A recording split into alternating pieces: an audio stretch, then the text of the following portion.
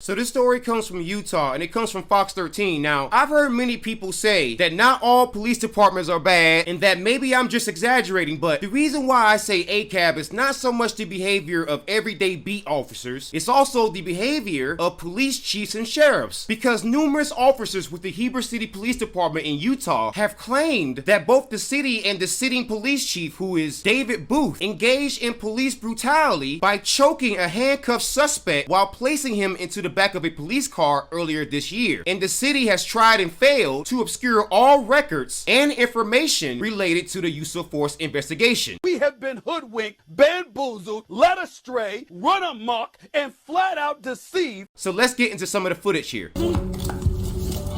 It's taboo to tattletale on your administration. You were under investigation for putting your hand on someone's throat. I just want to know what happened. We could debate all day long. Right? Did he put his hands on his throat? Did he not put his hands? Was it an accident? Was it intentional? Right? Did he squeeze? Did he not squeeze? It's right there. He needs to be fired. This is what's wrong with law enforcement.